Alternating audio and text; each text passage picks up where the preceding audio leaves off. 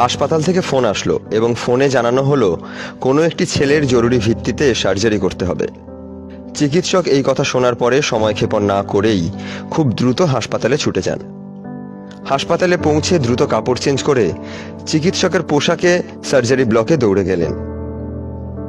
ছেলেটির উদ্বিগ্ন বাবা হলের দিকে হেঁটে গেলেন এবং চিকিৎসকের জন্য অপেক্ষা করতে লাগলেন। চিকিৎসক আসা মাত্রই ছেলেটির বাবা চিৎকার করে বললেন, আপনার আসতে এতক্ষণ লাগলো? আপনি কি জানেন না আমার ছেলের জীবন সংকটাপন্ন? আপনার কি কোনো দায়িত্ব জ্ঞান নেই? চিকিৎসক শান্ত গলায় বললেন, আমি দুঃখিত। আমি যত দ্রুত সম্ভব আসার চেষ্টা করেছি। দয়া করে শান্ত হন এবং আমাকে আমার কাজ করতে দিন।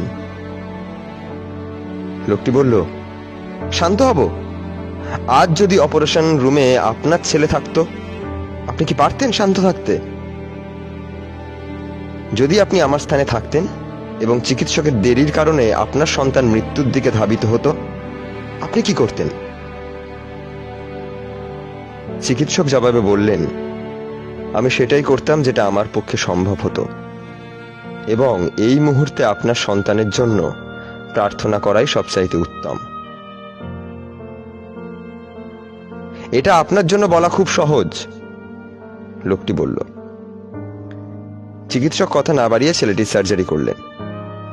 কয়েক ঘন্টা লাগলেও সার্জারি সফল হয়েছিল।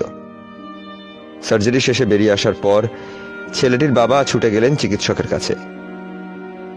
চিন্তার কোনো কারণ নেই, আপনার সন্তান সুস্থ আছে।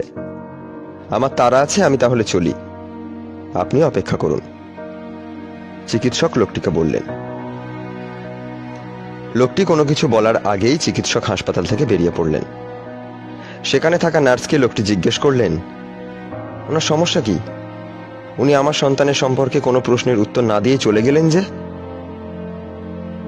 নার্স কান্না করতে করতে বললেন, গতকাল স্যারের ছেলে সড়ক দুর্ঘটনায় মারা গেছে। আপনার সন্তানের অপারেশনের কথা যখন বলা হচ্ছিল, তখন স্যার নিজ সন্তানের শেষকৃত্য সম্পন্ন করার কাজে ছিলেন।